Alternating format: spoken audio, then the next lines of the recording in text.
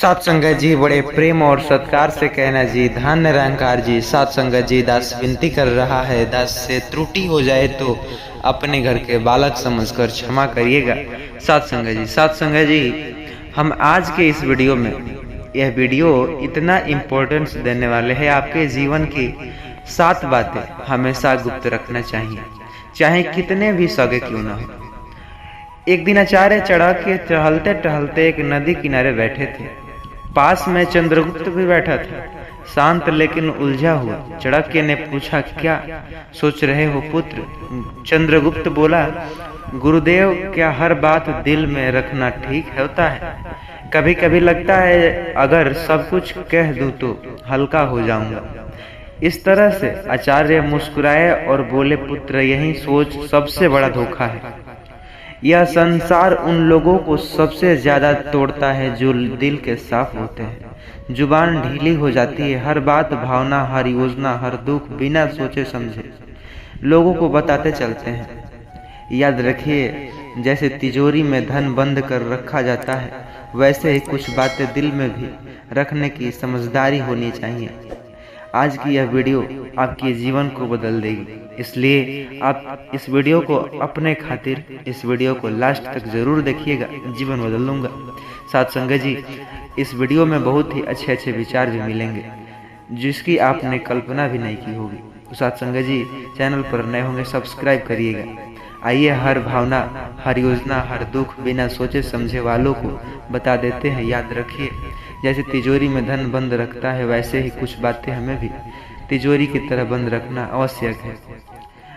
और जो इस कला में माहिर हो जाता है, दुनिया उसका कुछ नहीं बिगाड़ सकती। आचार्य ने गहरी सांस लेते हुए कहा, आज मैं तुम्हें वह 7 बातें बताऊंगा जो चाहे कोई कितना भी अपना लगे, उन्हें कभी किसी जो कि नहीं बताना चाहिए, क्योंकि अगर यह बातें बाहर आ गई तो दुनिया तुम्हें तुम्हारे ही शब्दों में हराएगी। तो चलो मैं तुम्हें बताता हूँ वह 7 गुप्त बातें जिन्हें अगर तुमने छुपा लिया तो जिंदगी में परेशानियां दूर दूर तक भटकती ही नजर आएगी। पहली बात, जो घर परिवार की समस्या को मत कहिए दूसरों के साथ। आचार्य चाणक्य ने कहा, जीवन की सबसे बड़ी नीति, पहली नीति यही है कि अपने घर की परेशानियां कभी भी बाहर वालों को मत बताइए। चाहे झगड़ा हो, मतभेद हो या कोई निजी तकलीफ हो, उसे हर घर में बाहर जाहिर मत करो। एक बार एक शिष्य रोता हुआ आया और बोला, गुरुदेव, मेरे घर में झगड़ा हुआ। पिताजी माँ चिल्ला रहे थे और भाई गुस्से में घर छोड़ दिया। मैंने यह बातें अपने दोस्तों को बता दी। चाणक्य ने गंभीर स्वर में कहा, पुत्र, जब तुम अपने घर की दरारें बाहर दिखाते हो तो लोग उन्हें जोड़ने नहीं और अधिक फाड़ने लगते हैं। लोग गरुड़ नहीं कथा चाहते। फिर उन्होंने एक कथा सुनाई। एक गांव में 2 भाई रोज झगड़ते थे। एक दिन बड़े भाई ने पंचायत में छोटे भाई को बुराई कर दी। नतीजा, पूरे परिवार की इज्जत गिर गई। लोग बच्चों से दूरी बनाने लगे। सत्संग जी, घर की बात बाहर निकली नहीं कि संबंधों की मर्यादा भस्म हो जाती, विश्वास चकनाचूर होता जाता और लोग तुम्हारे दुख को शस्त्र बना लेते। चाणक्य बोले, घर का झगड़ा अगर बाहर आ गया तो वह घर की नींव डगमगा देता है। संबंध यदि बाहरी दृष्टि में आए तो उनका मन जो मान है मिट जाता है। इसलिए चाहे हालात कितने भी बिगड़े, अपने घर की बातों को केवल अपनों तक ही सीमित रखें, क्योंकि बाहर की दुनिया मरहम नहीं विरड पर लवड़ छिड़कती है। और दूसरी बात, अपनी कमाई या धन का खुलासा कभी मत करें। चाणक्य नीति ने गंभीर स्वर में कहा, दूसरी बेहद महत्वपूर्ण नीति यह है कि अपनी आमदनी, अपनी संपत्ति या जो कुछ भी तुमने कमाया उसका बयान दूसरों के सामने मत किया करो। एक बार की बात है, मगध के राजा ने अपने दरबार में गर्व से अपने खजाने की झलक सबको दिखाई। सोने के सिक्के से भरे कमरे, अनमोल रत्न, ढेर सारी संपत्ति सबके सामने रख दी। कुछ ही दिनों में क्या हुआ, पड़ोसी राज्य ने हमला किया और सारा खजाना लूट लिया। चाणक्य बोले, धन जितना गुप्त हो उतना ही सुरक्षित होता है। उसकी दिखावट करना अपने आप को चारों ओर जलने वालों के सामने खड़ा करने के बराबर है। फिर उन्होंने शिष्यों से पूछा, पुत्रों, क्या तुमने कभी देखा है कि अमीर लोग अपनी सच्ची कमाई सबको बताते हैं? नहीं, क्योंकि वे जानते हैं जहाँ अधिक लोग जान गए वहाँ जरूरतें, लोभ और संकट भी बढ़ सकते हैं। अगर किसी को लग जाए कि तुम अच्छी आमदनी करते हो तो लोग मदद के बहाने आपके पास आएंगे, आपको धोखा देंगे। कुछ तुम्हें नीचा दिखाने के अवसर खोजेंगे तो और कुछ तुम्हें सिर्फ इसलिए द्वेष करने लगेंगे क्योंकि तुम्हारे पास वह है जो उनके पास नहीं।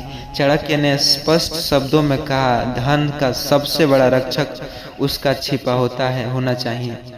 अगर सबने तुम्हारा धन की जानकारी जान ली तो लोग तुम्हारे मन की शांति भी छीन लेंगे। इसलिए याद रखिए, अपनी कमाई को ढक कर रखिए जिससे मन स्थिर और निश्चित रहे, क्योंकि जो धन दिखाया गया है वह तो टूट का कारण बनता है या जलन का। तीसरी बात, अपनी भविष्य की योजना गुप्त रखें। जैसे आचार्य चाणक्य नीति ने तीसरी नीति बताते हुए कहा, इसी प्रकार आने वाली हर एक नीति बहुत ही ज़्यादा आपके जीवन के लिए इम्पोर्टेंस है, इसलिए आप इस वीडियो को पूरा ही सुनिएगा। साथ संगत जी, इसमें आपको आजीवन में घटने वाली घटना आपको साक्षात देखने को मिलेगा। साथ संगत जी, जिसका आप इंतजार नहीं करें, पूरा देखें इस वीडियो को, आपकी आत्मा भी काँप उठेगी। साथ संगत जी, तीसरी नीति बताते हुए, पुत्र, जब योजना पूरी हो जाए उसके बाद बताना, अपने मन के अंदर रखने दो। जो लोग अपने हर कदम की घोषणा पहले कर देते हैं वे अक्सर मंजिल तक पहुंचने से पहले रास्ता खो बैठते हैं। और ऐसे में शिष्यों को चाणक्य ने उदाहरण देते हुए कहा, एक बार का किस्सा, एक व्यापारी ने सोचा अपने शहर के मसालों की बड़ी दुकान खोलेगा। उसने अपनी सभी रिश्तेदारों, दोस्तों और पड़ोसियों को पहले से बात बता दी। अगले ही हफ्ते चालाक आदमी ने उसकी सारी बातें सुनकर पहले ही दुकान खोल दी, बाजार पर कब्जा कर लिया और व्यापारी पहुंचा तो सब बिक चुकी थी। चाणक्य बोले, हर विचार हर बीज की तरह होता है। अगर उसे बोने से पहले सबको बता दो तो कोई उसे मसल देगा। तुमने पहले फल ले जाओ। योजना की असली शक्ति उसमें छुपी होती है। साथ संगत जी, इस तरह के बहुत सारे आपको भी उदाहरण देखने को मिले होंगे आपके जीवन में। तो साथ संगत जी, इसलिए जरा संभल कर रहिए, नहीं तो ये दुनिया आपको बिकने में देरी नहीं करेगी। साथ संगत जी, असली शक्ति चुप्पी में होती है। उन्होंने आगे कहा, ध्यान रहे, तैयारी का समय दिखावे का नहीं होता, काम पूरा होने के बाद बोलना चाहिए। इस तरह के चुप्पी हमें इरादा, दिशा और अगला कदम बहुत ही भयंकर देती है। इसलिए हम इस दुनिया में हैं तो नीति नहीं, कोई नया काम शुरू करना होगा, क्योंकि योजना मन में व्यापार शुरू करना या नौकरी बदलने तक सीमित नहीं रखता। साथ संगत जी, आपसे यह चाणक्य नीति सुन कर के ही आपके मन में प्रश्न बहुत उठ रहे होंगे। जरा सोचिए साथ संगत जी, जो ये पहले 3 जो बातें थे हमेशा गुप्त रखे, ये तो आपने सुन लिया, लेकिन आने वाले जो 4 गुप्त बातें हैं उन्हें कौन सुनेगा? इस वीडियो को ज़्यादा से ज़्यादा मित्रों के साथ शेयर ज़रूर करिएगा ताकि मैं वो भी वीडियो बना सकूं। इस वीडियो पर कम से कम 1 लाख व्यू आने चाहिए। साथ संगत जी, बड़े प्रेम और सत्कार से कहना जी, धन निरंकार जी। चैनल पर नए होंगे सब्सक्राइब करिएगा, आगे वाला पार्ट देखना ना भूलिए। साथ संगत जी, चैनल पर नए होंगे सब्सक्राइब करिएगा, वीडियो को लाइक और प्यारा सा कमेंट और अपने मित्रों के साथ इस वीडियो को शेयर जरूर करिएगा। साथ संगत जी, प्रेम और सत्कार से कहना जी, धन निरंकार जी। कहते हैं नवरात्रि आया और हमें गलती नहीं करनी, पर गलती हो जाती है। अक्सर हम सभी नहीं चाहते हुए भी गलतियां कर बैठते हैं। नवरात्रि का समय आस्था, भक्ति और साधना का पर्व है। यह सिर्फ एक पूजा पाठ करने का समय नहीं, बल्कि आत्मशुद्धि का अवसर है। लेकिन आजकल हम देख रहे हैं कि बहुत से लोग नवरात्रि को सिर्फ एक रीति रिवाज समझ रहे हैं और निभाते रहे हैं। मान लो एक पूजा भी की तो उसकी तस्वीरें लेकर सोशल मीडिया पर चढ़ा दे रहे हैं। माने तो आसानी में कहे तो फोटोज खींच करके अपने फेसबुक पर व्हाट्सएप पर लगा दे रहे हो, रीति निभा रहे हो, और कई ऐसी गलतियां कर बैठते हैं जो उनके जीवन में दुख, रोग और दरिद्रता जो लाती है। साथ संगत जी, अक्सर सोचने वाली बात है। उसी आधारित पर एक कहानी जो सच्ची घटना पर आधारित है साथ संगत जी। एक गांव में बसी हुई एक सच्ची घटना पूरे गांव को हिलाकर रख दिया और सबको यह समझ आया कि यह छोटी सी गलती कितना बड़ी हिला सकती है। नवरात्रि के दिनों में छोटी सी गलती बड़े विनाश का कारण बन सकती है, इसलिए सतर्क रहे। तो साथ संगत जी, आइए संपूर्ण जानकारी पांचों कौन सी गलतियां हैं जानते हैं इस वीडियो में। उससे पहले चैनल पर नए होंगे सब्सक्राइब करिएगा। हर इंसान चाहे स्त्री हो या पुरुष, सबको यह बातें जरूरी सुनना है, तो प्लीज़ चैनल पर नए होंगे सब्सक्राइब करिएगा। आइए कहानी की ओर आगे बढ़ते हैं। यह कहानी है बहुत ही विचित्र। गांव में एक परिवार रहता था, श्यामलाल, उसकी पत्नी सुनीता और उनकी बेटी गुनगुन। यह परिवार बहुत धार्मिक था। हर साल नवरात्रि में पूजा 9 दिन का व्रत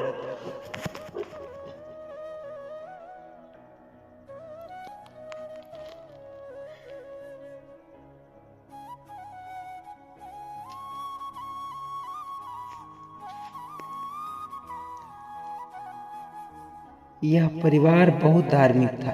हर साल नवरात्रि में पूरे 9 दिन का व्रत रखते, माता की चौकी सजाते और पूरी गांव को कन्या भोज कराते। लेकिन साल 2025 की नवरात्रि में कुछ ऐसा होगा जिसकी आपने कल्पना भी नहीं की होगी। इस परिवार को हिला कर रख दिया, सोचने पर मजबूर कर दिया। नवरात्रि के पहले दिन सुनीता ने पड़ोसन से झूठ बोलने की लत लगा ली। उसने व्रत रखा जबकि उसने सुबह चाय पी ली थी। रात की तबीयत अचानक बिगड़ गई, उसे तेज बुखार आया, पर दिखावे के लिए उसने व्रत रखा। पूरा परिवार यह सुना तो डर उठा। बुखार का नाम। गांव के लोग जो पंडित बुजुर्ग कहा करते, नवरात्रि व्रत में झूठ बोलना सबसे बड़ा पाप है, देवी को धोखा नहीं दिया जा सकता। श्यामलाल बहुत गुस्सा हुआ। उसके पति नवरात्रि के तीसरे दिन खेत में किसी से झगड़ता और मिला, जोर जोर से गालियां देने लगा। रात को जो फसलें में आग लगी, ऐसा मानो विनाश होता रहा। गांव का एक लड़का मोनू, उसने नवरात्रि में भी शराब पी, मुर्गा खाया। अगले दिन वह बीमार पड़ा। गांव के वो 5वें दिन उनका जो एक्सीडेंट हो गया, पूरे गांव में चर्चा होने लगा। देखो, नवरात्रि में ऐसी मर्यादाएं तोड़ने का सही नतीजा है। नवरात्रि के 7वें दिन गुनगुन ने 2 कन्याओं को भोजन कराया, लेकिन बाकी कन्याओं को डांटकर भगा डाला। अब बात उठती है कि ये सब दिखावे के लिए हो रही है। अपने मित्रों को खिला करके जिसको ज़रूरत है उसे खदेड़ दे रहे हो, जिसको कपड़े की ज़रूरत है उसे कपड़े तक नहीं दे रहे हो। रात को जब घर में अजीब अजीब आवाज़ें आने लगी, माँ सुनीता अपने बच्चों को देखती, सपना दिखा के दुर्गा कह रही है, बेटी कन्या रूप में आई है, मैं तुम्हारी अपमान किया। सुबह पूरे परिवार ने कन्याओं से माफ़ी मांगी और पूरी जो भोज कन्या ग्रहण किया, तब जाकर के सब शांति हुआ। नवरात्रि के अंतिम दिन श्यामलाल मोबाइल पर बिजी रहा। माता की असली आरती चल रही थी, लेकिन उसका ध्यान बिजनेस में लगा था। कहीं मेरी बिजनेस में घाटा न हो जाए। अचानक मंदिर का दिया बुझा। सब डर गए, क्या हो गया? पंडित जी बोले, अगर पूजा में कोई मन स्थिर न करके इधर उधर दौड़ाता है तो यही होता है। यह सबसे बड़ी गलती है। देवी माँ सिर्फ उन 5 प्रश्नों के उत्तर नहीं दिए, और इतना सुन करके उन सभी के मुंह पर प्रसन्न खिल उठे जिनका मन भक्ति में लगा हो। नवरात्रि के आखिरी दिन एक साधु गांव में आए। उन्होंने पूरे गांव को समझकर सिखाया, भक्ति नहीं, भक्ति सिखाना नहीं, व्रत शरीर को भूखा रखने का नाम, बल्कि मन को पवित्र रखने का नाम। अगर नवरात्रि में झूठ, क्रोध, मांसाहार, कन्या अपमान और मन भटकाव किया जाए तो यह समझ ले कि विनाश तय है। सामने कपट चल रही है, यह कपट ही विनाश लाता है। साधु ने बोले, सच्चा निरंकार वही है जो ईश्वर को हर जगह देखता है, हर वस्तु में, हर सभी में। जब तुम व्रत करते हो तो समझो कि तुम अपने अंदर के अहंकार को मार रहे हो। उस साल के बाद गांव में, पूरे गांव में जो ठान लिया गया कि नवरात्रि में इस 5 गलतियां सुधारेंगे। झूठ नहीं बोलेंगे, क्रोध नहीं करेंगे, झगड़ा नहीं करेंगे, मंदिरा नहीं खाएंगे, कन्याओं का सम्मान और पूजा में मन लगाएंगे। अगली नवरात्रि में पूरे साल में सुख शांति आ गई, फसल अच्छी हुई, बीमार लोग ठीक हुए और गांव में खुशहाली का माहौल दौड़ आई। कहानी संदेश हमें यह देता है कि निरंकारी जो कि हमें यह सिखाते हैं कि नवरात्रि के दिनों में की गई एक छोटी सी गलती बड़ी गलती की सजा ला सकती है। लेकिन अगर हम अपने मन को साफ रखें और पूरी श्रद्धा से व्रत रखें तो जीवन में सुख, समृद्धि और शांति आती है। तो समझ जाइए, चैनल पर नए होंगे सब्सक्राइब करिएगा। इस कहानी का मुख्य निचोड़ यह है कि नवरात्रि सिर्फ पूजा का पर्व नहीं, यह आत्मशुद्धि का पर्व है।